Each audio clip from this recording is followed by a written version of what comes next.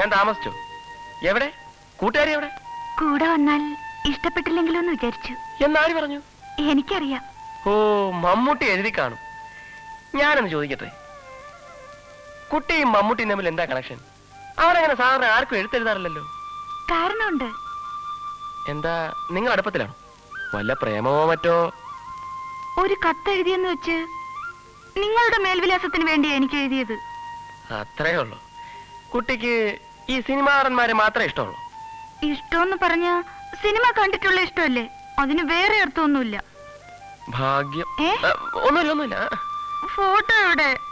Photo? ഈ photo ആ കൂടെ മണ്ണും പൊടിയും പിടിച്ച് കിടക്കുക. ഞാൻ വീട്ടിലോട്ട് എഴുതിയിട്ടുണ്ട്. അപ്പൊ ഫോട്ടോ കൊണ്ടുവന്നില്ല? 2 ദിവസം തരാം. ഞാൻ പോവാ. ഒരു നിമിഷം.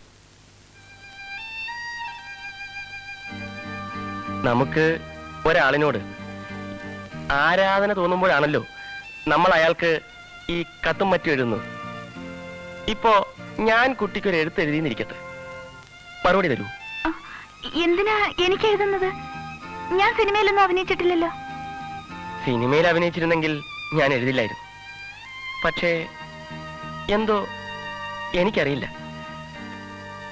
ആരാധനയാണെന്ന് തന്നെ കൂട്ടിക്കൊള്ളൂ. ആദ്യം കണ്ട നാൾ മുതൽ അമ്മണിക്കുട്ടി ദേഷ്യപ്പെടരുത്, എന്റെ മനസ്സിൽ നിറഞ്ഞു നിൽക്കുകയാണ്.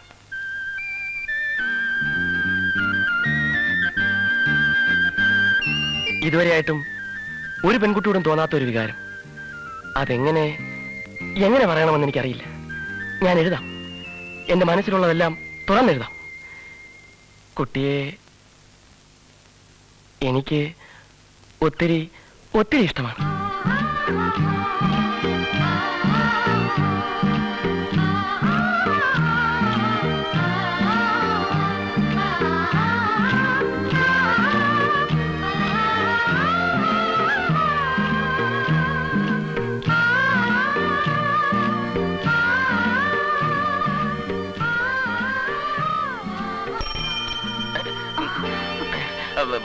കത്ത് നാളെ തരാം. അമ്മണിക്കുട്ടി വയ്ക്കോ.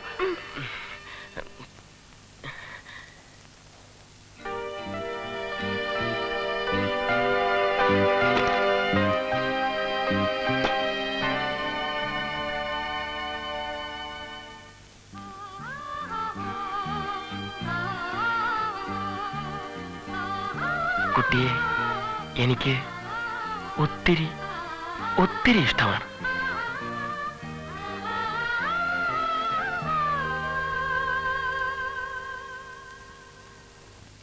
ഞാൻ ചോദിക്കുന്നത് എന്തുകൊണ്ട് സ്വന്തം കൈപ്പടയിൽ എഴുതിക്കൂടാ എന്നാണ്. അത് ഞാൻ വേറൊരു പേരിൽ ഈ കുട്ടിക്ക് 1-2 കത്ത് എഴുതിയിട്ടുണ്ട്. അതെന്തിന്? അത് പിന്നെ ഈ കുട്ടിയുടെ ചരിത്രം പരീക്ഷിക്കാൻ. ഇവളും വേറൊരുത്തനുമായി പ്രേമമാണോ എന്ന് ഞാൻ സംശയിച്ചു. അതുകൊണ്ട് അവന്റെ പേരിലാണ് ഞാൻ ആദ്യം കത്തെഴുതിയത്. ഇപ്പൊ വീണ്ടും ഇതേ കൈപ്പടയിൽ തന്നെ കത്തെഴുതിയാൽ ആകെ കുഴപ്പമാവും. അതുകൊണ്ടാ. അപ്പൊ കുട്ടിയുടെ പേരെന്താ? പേരെഴുതണ്ട, എന്റെ കരളേന്ന് എഴുതിക്കും. അതൊക്കെ പഴഞ്ചൻ ഏർപ്പാടല്ലേ ആശാനെ? ആണോ? എന്നാ പിന്നെ എന്റെ പൊന്നേന്ന് കാച്ചിക്കും. എന്റെ പൊന്നെ. എന്റെ പൊന്നെ, നമ്മൾ തമ്മിൽ ആദ്യം കണ്ട നിമിഷം തന്നെ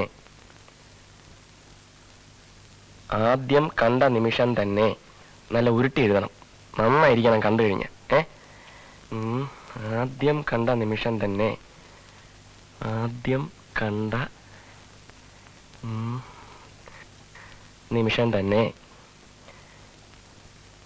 എന്റെ മനസ്സ് ഞാൻ തന്നു കഴിഞ്ഞു. ആ ഹൃദയം എനിക്ക് തരില്ലേ? തന്നില്ലെങ്കിൽ ആത്മഹത്യ അല്ലാതെ എനിക്ക് മറ്റു മാർഗമില്ല. അത്രയും വേണോ? വേണം. കുറച്ച് കടുപ്പത്തിരിക്കട്ടെ. എഴുത്.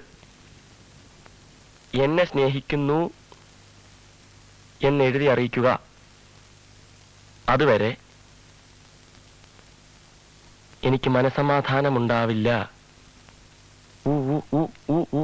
തെളിച്ചെഴുത്. എന്ന് സ്വന്തം ദിലീപ് കുമാർ. ഏക്കോ? ഏൽക്കണം. അഡ്രസ് അഡ്രസ് ഞാൻ എഴുതിക്കണം. ഞാൻ എഴുതിക്കണം.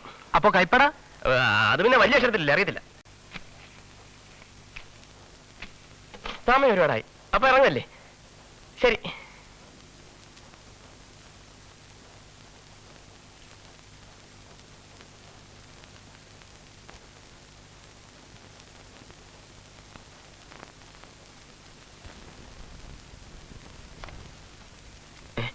അതിങ്ങ് വന്നേ. അങ്ങോട്ട് വന്നേ. ഏത്? ഞാൻ സോർട്ട് ചെയ്തോളാം. അതല്ല, അതിനകത്തൊരു കത്ത് വേറെയാ. അങ്ങോട്ട് വന്നേ. ഏതെന്ന് പറ. KP Ammanikutty KJ house. അതിങ്ങ് വന്നേക്കൂ.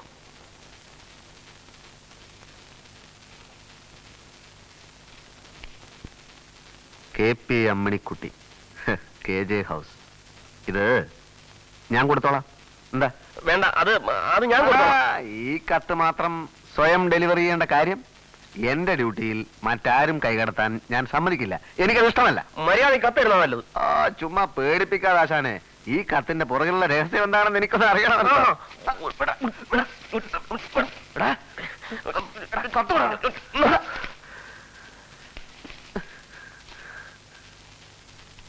ഞാൻ കംപ്ലൈന്റ് ചെയ്യും. പോസ്റ്റൽ ഡിപ്പാർട്ട്മെന്റ് തന്നെ ഞാൻ വെളിയിലാക്കും. ആരാ വെളിയിലാന്ന് നമുക്ക് കണ്ടറിയാം. മിസ്റ്റർ ദേവാനന്ദ്, ദിലീപ് കുമാറിനോട് കളി വേണ്ട.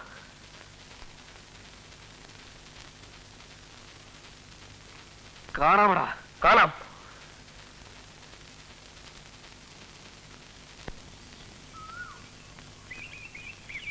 അല്ല, കൊച്ചുകുട്ടമ്പിള്ള ഫയൽവാൻ എന്ന് പറയുന്നത് ഞാനിവിടുത്തെ പോസ്റ്റ് ഓഫീസിൽ പുതുതായി ചാർജ് എടുത്തിട്ടുള്ള പോസ്റ്റ്മാനാണ്. ഞാൻ സാധാരണ പാന്റും ഷർട്ടുമാണ് ഇടുന്നത്. പിന്നെ ഇതൊരു കുഗ്രാമമായതുകൊണ്ട് വെറുതെ ഒരു ചേഞ്ചിന് മുണ്ടും ബനിയനും മതിയെന്ന് വിചാരിച്ചു. അവിടെ വേറെ ഒരുത്തരുണ്ടായിരുന്നല്ലോ, അവൻ പോയോ? അവനെ ഞാൻ അവിടെ ഇരുത്തിയിരിക്കുക. അവിടെ ഇരുന്നാ മതിയെന്ന് ഞാൻ പറഞ്ഞു. ഞാൻ പറഞ്ഞാ പിന്നെ അവനെ എതിർക്കാൻ പറ്റില്ലേ? അതെന്താച്ചാ അവന്റെ എന്റെ ശമ്പള സ്കെയിൽ വെച്ച് നോക്കുമ്പോ അവൻ എന്നോട് ഒന്നും പറയാൻ പറ്റില്ലേ? ആശാൻ എവിടേക്കാ? വൈദ്യശാല വരെ. അയ്യോ, ആശാൻ നല്ലൊരു വൈദ്യൻ കൂടിയാണെന്ന് ഞാൻ കേട്ടു. പക്ഷേ ഞാൻ അങ്ങനെ ഇങ്ങനെ ആരെയും ചികിത്സിക്കാറില്ല. പക്ഷേ കൊച്ചുകുട്ടമ്പിള്ള ഫയൽവാൻ എന്ന് പറഞ്ഞാൽ ആളുകൾക്ക് ഭയങ്കര ബഹുമാനവും ഭയവും ഒക്കെയാ. എവിടെയാ നാട്? പയ്യോളി. നമ്മുടെ PT ഉഷയുടെ കോഴിക്കോടിനടുത്താ. എന്താ കത്ത് വല്ലതുണ്ടോ? കത്തുണ്ട്, പക്ഷെ ആശാനല്ല. ആരാ ഈ KP അമ്മണിക്കുട്ടി? എന്റെ മോള്. ആൾക്കാരാ കത്തയക്കാൻ? അതെനിക്കറിയില്ല. ആ പേരിൽ ഒരു കത്തവിടെ കണ്ടു. അവൻ പറഞ്ഞു അവൻ കൊടുത്തോളാമെന്ന്. ആര്? ഇപ്പൊ ഞാൻ അവിടെ ഇരുത്തിയിട്ട് വന്നില്ലേ, ആ ക്ലാസ് 4 ജീവനക്കാരനെ. പെൺകുട്ടികളാവുമ്പോ നമ്മൾ ശ്രദ്ധിക്കണമല്ലോ. ആരുടെ കത്താണ്, എന്തിനുള്ള കത്താണ്. എനിക്കും സഹോദരിമാരൊക്കെ ഉണ്ടേ, നമ്മൾ ശ്രദ്ധിക്കണമല്ലോ.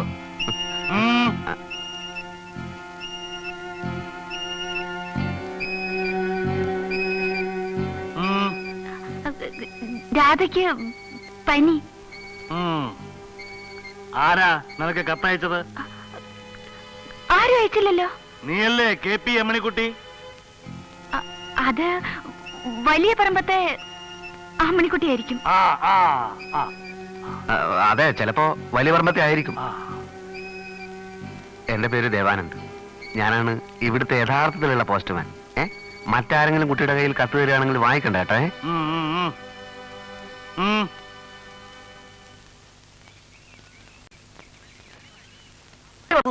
ആരും പറഞ്ഞല്ല. ദാ കത്ത് എന്റെ കയ്യിലുണ്ട്. ഇത് വാസുവിന്റെ കയ്യിൽ എങ്ങനെ വന്നു?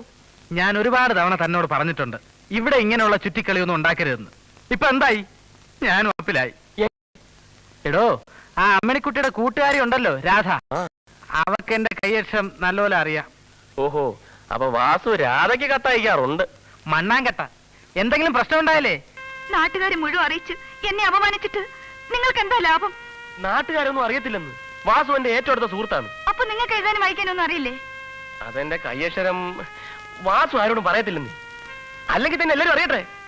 സ്നേഹിക്കുന്ന ഇന്ത്യൻ ഭരണഘടന പറയാൻ തെറ്റൊന്നുമല്ലല്ലോ. എനിക്ക് ഇഷ്ടമില്ലെങ്കിലോ? അത് മാത്രം പറയരുത്. വേണ്ട. അമ്മണിക്കുട്ടി, ഞാൻ ഇനി ഒന്നും ഒളിക്കുന്നില്ല. എല്ലാം കേട്ട് കഴിഞ്ഞ് വേണമെങ്കിൽ എന്നെ വെറുത്തുള്ളൂ. ഇല്ലെങ്കിൽ നമുക്ക് എന്നേക്കുമായി പിരിയാം. അമ്മണിക്കുട്ടി, ഒരു കാര്യം ഞാൻ ആദ്യമേ പറയാം. ഞാൻ എന്തെങ്കിലും തെറ്റ് ചെയ്തിട്ടുണ്ടെങ്കിൽ അത് അമ്മണിക്കുട്ടിയെ അങ്ങേയറ്റം സ്നേഹിക്കുന്നുകൊണ്ടാണ്. ഞാൻ സത്യം പറഞ്ഞാൽ അമ്മണിക്കുട്ടി എന്നോട് ക്ഷമിക്കൂ. ഞാനൊരു പാവപ്പെട്ട പോസ്റ്റ് മാസ്റ്ററാണ്. അമ്മണിക്കുട്ടിയോ ഈ നാട്ടിലെ ഏറ്റവും പ്രതാപിയായ ഒരാളുടെ മകളും. അമ്മണിക്കുട്ടി ആദ്യം കണ്ടപ്പോൾ തന്നെ ഞാൻ തീരുമാനിച്ചതാണ്, ഒരു ജീവിതമുണ്ടെങ്കിൽ അത് അമ്മണിക്കുട്ടിയോടൊപ്പമായിരിക്കും.